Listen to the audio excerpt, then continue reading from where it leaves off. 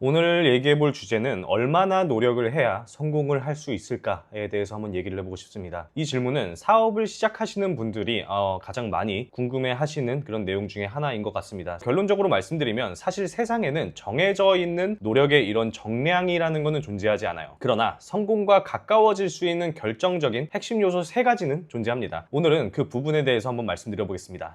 첫 번째, 방향이 중요하다. 사실 노력은 누구나 다 해요. 이 노력이 올바르냐 올바르지 않냐, 이게 중요하다는 거죠. 노력도 올바른 방향으로 가야지만 불필요한 시간이나 비용을 줄이고 잘 노력을 했다고 볼 수가 있어요. 제가 예를 한번 들어볼게요. 우리가 만약 운전을 해서 서울에서 동해바다를 가야 한다고 생각해 봅시다. A는 지도를 보고 동해바다를 가기로 했고 B는 T맵을 켜서 동해바다로 가기로 했습니다. A와 B는 똑같은 운전을 하지만 A는 훨씬 더 오랫동안 운전을 해야 할 가능성이 높습니다. 그리고 당연히 기름값도 훨씬 더 많이 들어가겠죠. 심지어 재수없이 길을 잘못 들기라도 하면 어쩌면 오늘 안에 동해바다에 도착하지 못할 수도 있어요. 반면 B는 T맵을 켜서 시스템이 설정해준 대로 그대로 방향을 정해서 가면 되니까 훨씬 빠르게 도착할 수가 있겠죠. 당연히 기름값도 훨씬 더 덜 들어갈 거고요. 자, 이 짧은 예시만 보더라도 노력의 정량이 중요하지 않다라는 것을 알 수 있습니다. A는 훨씬 더 운전을 많이 했어요. 훨씬 더 기름값도 많이 썼고요. 하지만 B는 기름값도 훨씬 적게 썼지만 정해진 길대로 가기 때문에 똑같은 노력을, 똑같은 운전을 하더라도 훨씬 더 짧은 시간 안에 최단거리로 도착을 할 수가 있다는 거예요. 그래서 노력도 그냥 단순히 무지성으로 노력만 하면 되는 게 아니라 명확한 방향을 설정을 하고 빠르게 다가갈 수 있는 방법으로 찾아서 노력을 해야 된다는 겁니다.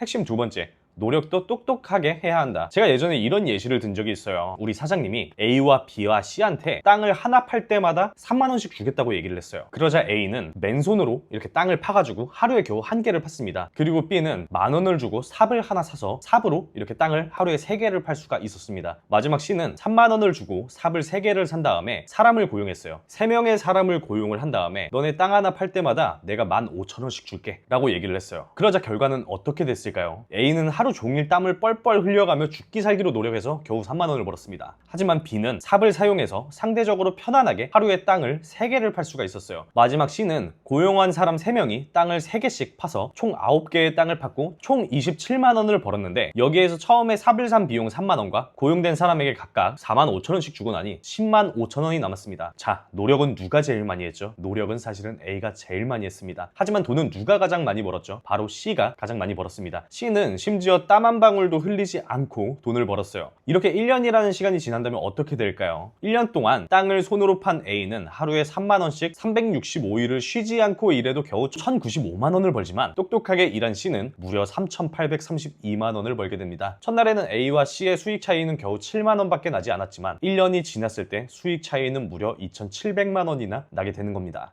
A는 그렇게 열심히 번 돈으로 병원비에 다 쓰겠지만 C는 번 돈으로 테라스에 앉아서 그냥 아이스 커피나 한 잔 마시면서 손가락으로 이렇게 지위만 했는데도 돈을 4배나 더 많이 벌었다는 거죠. 즉, 노력의 양이 중요한 게 아니라 방법이 중요하다는 겁니다. 마지막으로 3번째 핵심은 지속성이 중요하다는 겁니다. 누구나 폭발적으로 노력을 할 수 있어요. 하지만 매일 매번 똑같은 순간에 똑같이 노력한다는 것은 사실 불가능하다고 생각이 듭니다. 그러니까 노력과 지속성의 문제는 사실 별개의 문제일 수가 있는데 목적을 달성한다는 것은 단기간에 달성되는 노력은 그만큼 밀도가 낮아요. 하지만 장기간에 거쳐서 완성되는 노력은 밀도가 굉장히 높습니다. 노력에도 복리라는 게 존재를 해요. 이 복리라는 게 우리가 만약에 100만 원을 이렇게 투자를 했을 때 매일 하루에 1%씩 수익이 난다면 1년이 지났을 때 얼마가 될 것 같으세요? 무려 3,778만 원이 됩니다. 처음에 100만 원을 투자해서 하루에 1%면 고작 만원밖에 벌 수가 없지만 1년이 지났을 때는 하루에 무려 37만 원씩 벌 수 있는 그런 환경이 만들어집니다. 노력 역시 매일 1%씩 성장한다고 가정하면 복리로 인해서 1년 뒤에는 지금보다 무려 37배나 성장할 수 있다고 얘기를 합니다. 물론 노력은 숫자가 아니기 때문에 지표화를 할 수는 없지만 통계적으로 그렇다고 얘기를 해요. 직전에 예시로 들었던 A와 B 그리고 C 중에서 과연 1년 동안 하루도 쉬지 않고 지속시킬 수 있는 사람은 누가 될 것 같으세요?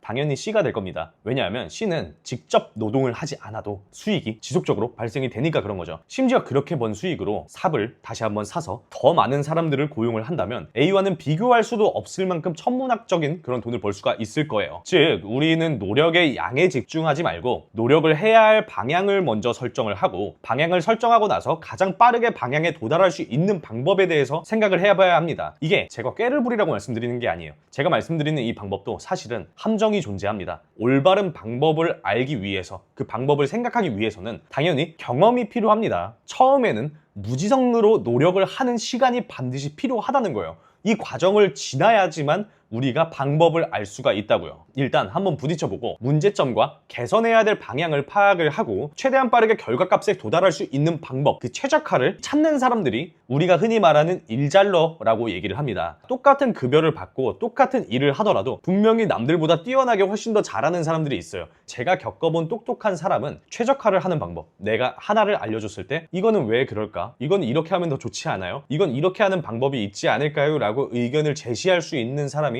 제가 경험한 똑똑한 사람들은 대부분 이런 친구들이었어요. 그리고 이런 친구들은 정말 빠르게 회사에서 승진을 하기도 하고 나가서 자기 사업을 정말 멋지게 만들어내기도 합니다. 결론적으로 말씀드리면 일단 우리는 무조건 한번 부딪혀보고 이 노력하는 기간을 최대한 빠르게 단축을 시켜가지고 문제점과 개선 방향을 파악하고 최적화를 만들어내는 사람, 이런 사람이 되어야 된다고 말씀드리는 겁니다.